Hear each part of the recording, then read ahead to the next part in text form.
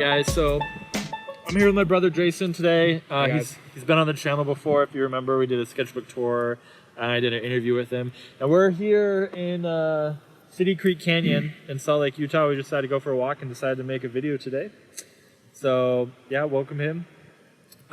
So what we kind of want to start talking about today, what we were kind of just barely talking about, is how to get either big name artists or just artists that you like, people in general actually, to be able to give you feedback on your art. How do you get them to agree to look at your stuff without just turning you down? How do you get them to take time out of their busy schedule? So, because especially as a budding artist, getting feedback from someone that you admire and respect can go a long way, especially if they know what they're talking about. But most of these people are super busy. I know you're really busy, and so you don't have time to just answer every single person who wants your attention. If you know, every random person out of the blue who you've never met before you wouldn't have time to do that. So I try to make time for that, but I don't have time to go way in depth and actually give them some very critical critiques on their work. Right. So what are some of the things what are some of the things someone can do or that people do that make you more likely to look at their stuff or talk to them? And what are some things that are a big turnoff where you're just I don't even want to take my time?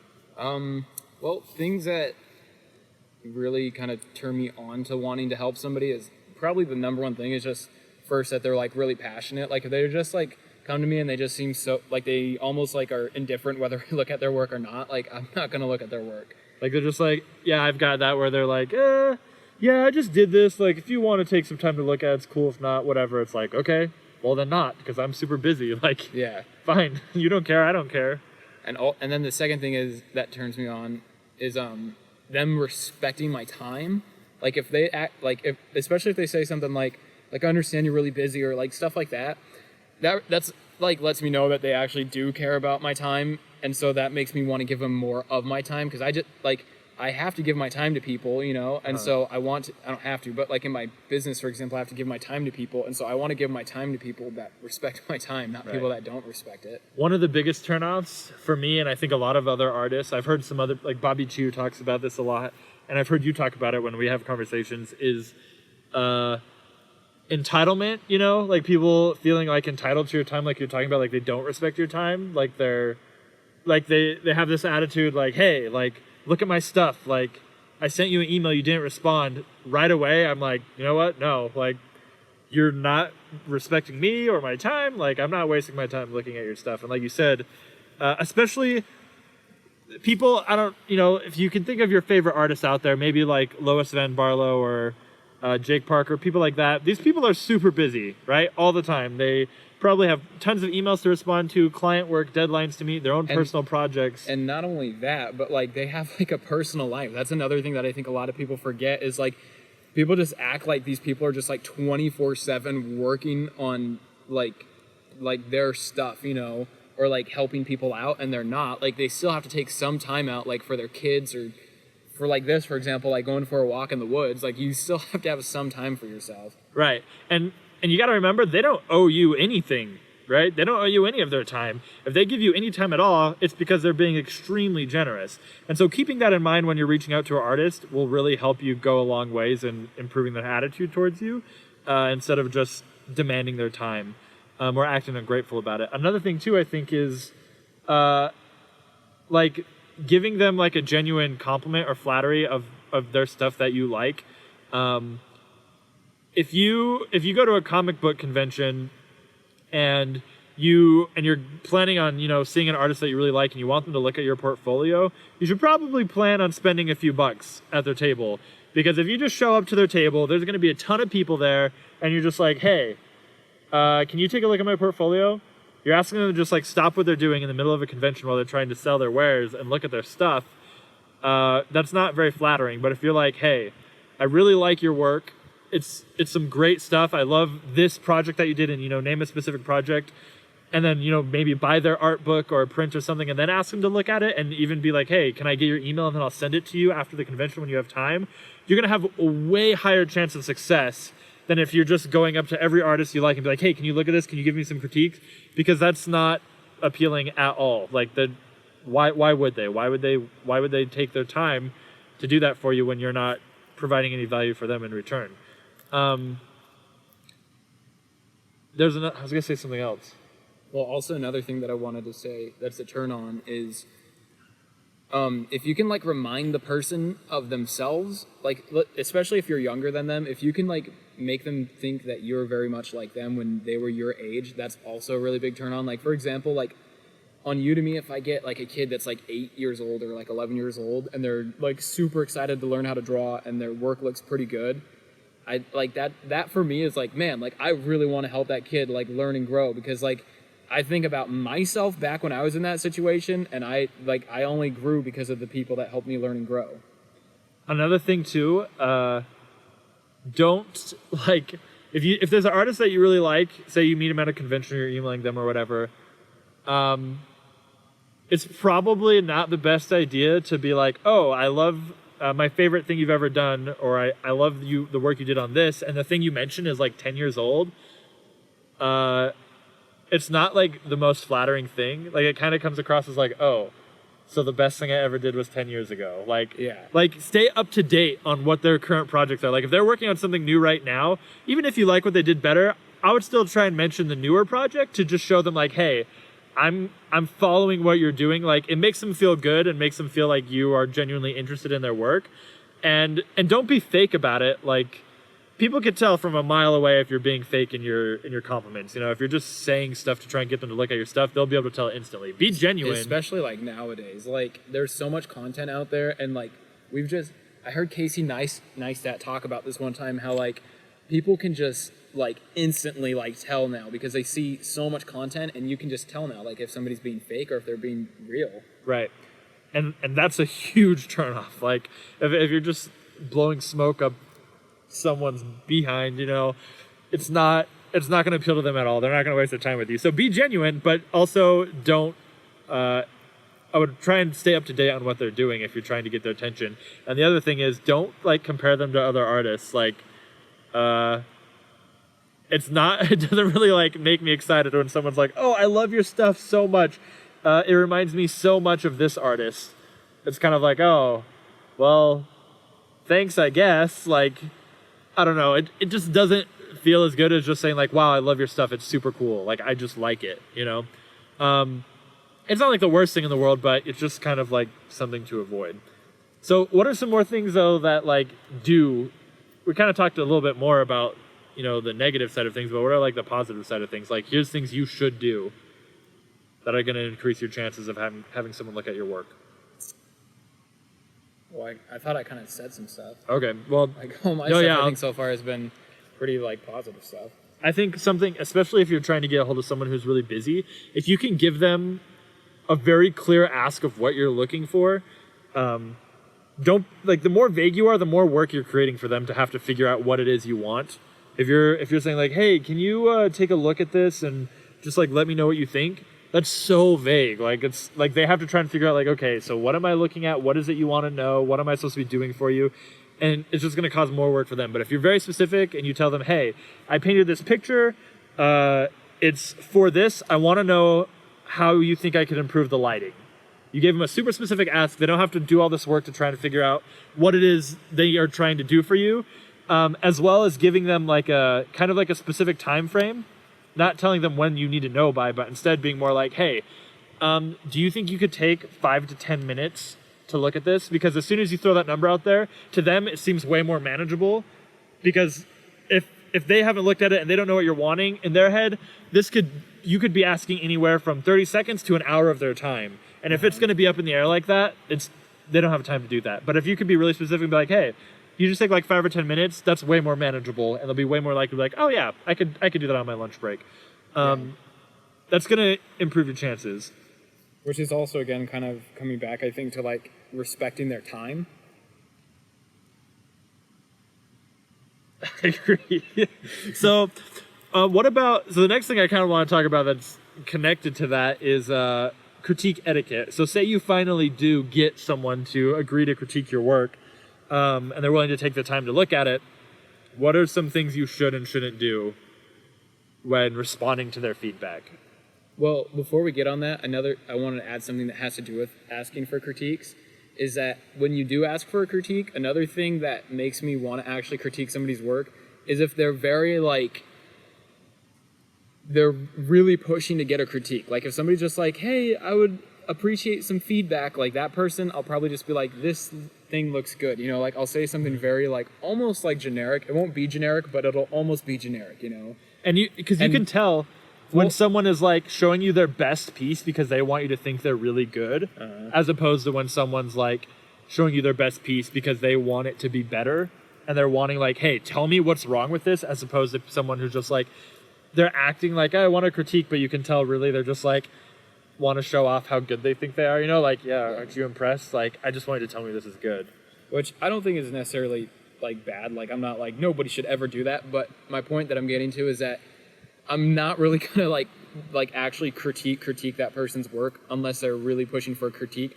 And the reason why is because now we're getting into critique etiquette, is because a lot of the almost all the time when artists critique other people's work, they get this backlash almost, or these It gets taken really personally. Yeah, and it's just like, well, why did you ask for the critique if you're not really wanting it? So if somebody's not really acting like they really want my critique, I'm not really going to give them my critique. A lot of times it will come across more just as like, yeah, it looks great. Like, good job, keep it up, you know? Which is, it doesn't really help you as an artist to get that kind of feedback, but if you're not willing or ready to take more than that, then there's no point in someone telling it to you because you're not going to learn anything from it. So then, yeah, moving into critique etiquette, one thing that you should never, ever do is correct the person critiquing you. So if you ask someone for a critique and they critique your work and they start telling you a bunch of stuff about your painting and you just think they're completely wrong, you think everything they're saying is wrong and ridiculous, just keep it to yourself. Like, you know, just accept it, say thank you, I appreciate it, and then later when you're by yourself, you can vent to your friends and you can take whatever you want from that critique. You can listen to all of it or none of it or throw it out the window. But as soon as you tell the person critiquing you that you disagree with them or that they're wrong, you have totally burned that bridge. Yeah, I was gonna say, unless you're planning on severing ties with this person, don't do that. It's super disrespectful. They're gonna be like, okay, well, fine, screw you. Why did you ask me for a critique? Yeah. Never mind. You apparently know better than me. So just, even if you disagree with it, because I've had critiques before from artists I respect and I didn't agree with it, but you just accept it, say thank you, I really appreciate that, and then go on your way, and then you can keep or take whatever you want from that. And when people are critiquing you, they're just doing it from their own experience, from their own skill set. They're not, they're, most of the time when you get a critique, not a lot of it, but some of the stuff might be wrong or you might disagree with. I don't think I've ever had a critique that was 100% everything you said is exactly what I think is right. Mm. But there's gonna be gold nuggets in almost everybody's critique. I mean, some of the worst artists that have ever critiqued my work, I still found good bits of information in there. Right. Another thing too is, and it's kind of along the same lines, but don't make excuses for whatever artistic decisions you made. So say someone's critiquing your work and they say oh, I think the head is a little big, and you say, well, the reason the head is big is because blah, blah, blah, and then you give them all these reasons. It's kind of follows the same line. It's super annoying. It makes the artist feel oh, well, why am I wasting my time? It feels like everything you say, they're just well, I'm actually really good at doing that. It's just, for example, if you're I remember getting critiqued when we first started working at the animation studio, and they were you only draw heads, and shoulders and stuff, and you don't draw the bodies. And I never actually said this, but I remember thinking well, I do, you're just looking at the ones that I don't do that on. And It's just even if that were true, it doesn't matter, because it's just they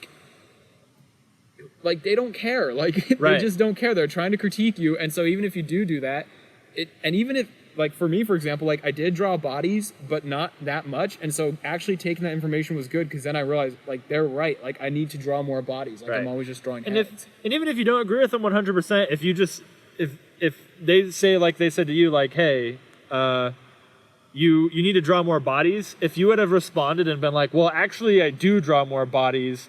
The reason why is because blah, blah, blah, blah, blah, blah, blah. And you did that for everything they gave you feedback on.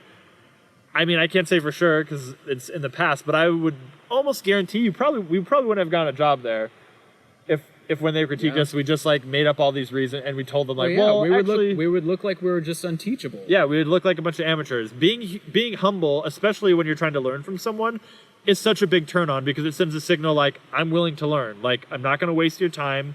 I'm going to be teachable.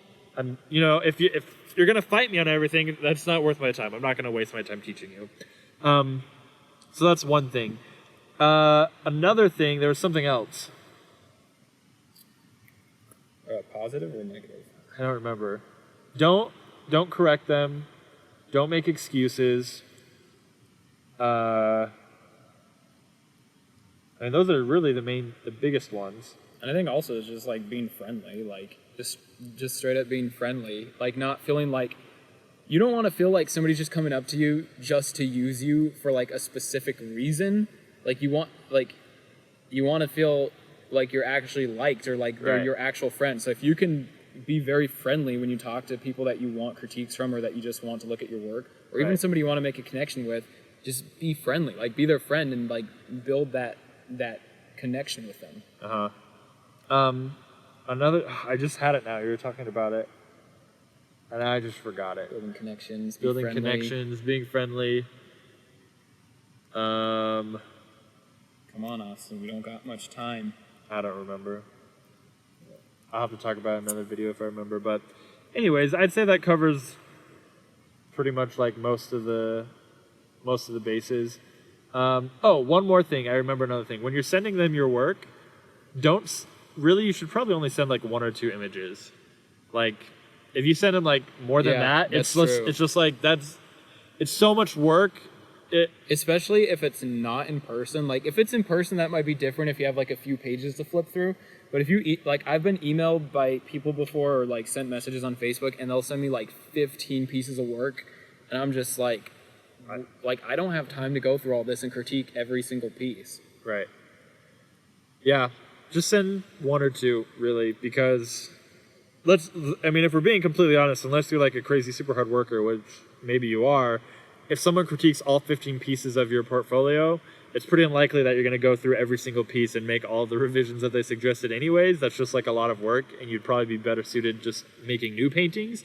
But if they're going to just give you a really solid critique on 1 or 2 pieces, you'll be able to much more manageably change those and make those changes to your piece anyway. So, and even if they do agree to do it with 15 pieces, it's pretty likely they're not going to be very in-depth critiques of your work. Which I think that kind of comes back to what I was saying right before we started the critique etiquette thing, is that like if you really want to critique, like you're really going to have to really ask for it and like almost beg for it, because the thing is like most people, not even just artists, like anybody that critiques work, they don't even want to critique things because of the excuses people make up or because it hurts people's feelings or all these things. And so you have to really be ready for it and then also let them know, like, I'm ready for this. Like, I really, really want to get better. Like, Can I please have your critiques? Like, you're not going to hurt my feeling. Like, you need to let them know that, because if you don't, they're just going to be way too nice. Like, I know I am, and I know people that I've asked for critiques, and before I, like, begged them for it, they were like that. They're just like, oh, it's pretty good. It's good, yeah. Like, that's basically all they say. It's like, it's pretty good. Like, they just give you compliments. And that was the other thing that reminded me of the other thing I was going to say, is that don't take it personally, okay? It's not... When someone's critiquing your art, it's not a critique of you as a human being, right? If someone doesn't like your work, it doesn't mean they don't like you, okay? That's such a huge thing for young and amateur artists to be able to do, is to separate themselves from their art, because you are not your art, okay? If a professional artist critiques your work and tells you that it doesn't look very good or that you have a lot to work before you will ever be able to make money, that doesn't mean that you're stupid or bad or they're not saying anything about you. That they don't care about you. In fact, if you took that took what they said and you just ran with it and you just were like, all right, well, can I work for your studio? Or you just kept emailing them for the next year and just showing the progress you're making and just working so hard, that would be super impressive to them. That would yeah. That would send. Go ahead. it would send a way stronger signal of value than just getting all upset about it, which is what he was talking about. Like people are reluctant to give critiques because a lot of people take it personally. So don't take it personally, okay? Learn to separate yourself from your artwork, because your artwork is always going to be changing and you're always going to be changing. And so learning to distance yourself allows you to grow a lot faster than if you attach yourself so personally to your art, because when you're so attached, it's so difficult to look at your own art and be like, you know what? That's not very good. I need to work on that. Because if you're attached to it, you're virtually admitting to yourself, I'm not very good and I'm bad or I'm a loser, right? Which isn't true. You're not your art. So being able to distance yourself is going to allow you to get way more valuable feedback and allow you to also get more from the feedback you're given. You'll be able to take more out of it, because a lot of times, like, when you take it personally, there's certain stuff that you'll just ignore because it hurts your feelings too much, and it's easier to just pretend like they don't know what they're talking about than face that they might be right, because it feels like it's a personal attack on you. It's easier to be like, oh, well, screw them. They're a jerk. Like, why would they say that? And I've seen that when I was in high school. My teacher had an artist come, and she had like her advanced art students stay after class, and if they wanted, he would critique their work. And he critiqued some of their work, and afterwards, a handful of the students were all mad and were just saying how stupid he was, and he didn't know what he was talking about because he told them that they needed to work on some things, and they never got better. Like, and their art stayed the same for the rest of the school year. They never improved. They just kept doing what they wanted to do. And if anyone ever told them they needed to work on something, they got really offended and basically said, screw you. And they never got better. And that's another thing, is like, if you want to get better at art, do not think that you don't need critiques. Like, you need critiques. Like, there's things... You don't know what you don't know. Yeah, like, maybe, possibly, if you're incredibly talented, over years and years of just, like, staring at other people's artwork, you could get better, but there are just things that, like, you just won't pick up on, and it's different for everybody. Like, for example, for me, for a long time, I didn't understand contrast, or, like, what contrast necessarily was. It wasn't that I wasn't using it, I just didn't know how to use it. But as soon as somebody started pointing it out in my work, and also explaining to me how to use it, all of a sudden my artwork got way better. So, the moral of the story is, be humble, don't be cocky and rude about when we're dealing with other people's times, and don't take it personally. So, all of you guys out there who have been following my channel, I'm super grateful for you guys. You guys have been a really awesome support, and luckily, you guys, the people who have sent me submissions, for the most part, I've been really impressed at how respectful and grateful people are, and respectful of my time. There's hardly anybody who hasn't already been doing these things, but I just wanted to send it out there because there's definitely artists out there who are way busier than I am, and doing these things will be able to get you more likely to be able to talk with them. So anyways, anything else you want to say? Yeah, if you don't follow my channel, I'm not super grateful for you, but if you want to go follow it, I'll be pretty grateful for you. I'm just kidding. I'm grateful for all of you guys. But yeah, go check out his channel. It's pretty. The digital art channel. I'll post a link to it down in the description. It's all about game design. Is it all right if I mention my drawing course? Oh yeah, tell them about it. It's awesome. Yeah, I just have a drawing course, and since a lot of people here are probably wanting to learn how to draw, it's really just based around the fundamentals. So it's not like anything super advanced, but it takes you from the very beginnings of just drawing lines all the way up to like how to draw the human face and stuff like that. So if you guys want to check that out, I guess you can leave a link in the description, but it's... Do you want to leave a coupon for all my awesome subscribers? Yeah, I'll do like a $10 coupon. Sweet. So you guys have no idea how good of a deal that is. Of course, it's like $160, right? Well, actually, my $10 coupons that's only for my student sales, and so let's make it a $13 coupon. Okay, which is still a really good deal. So yeah, I'll post that in the description. I highly recommend checking it out. And once again, thanks for all your support. You guys have a great day. See you guys.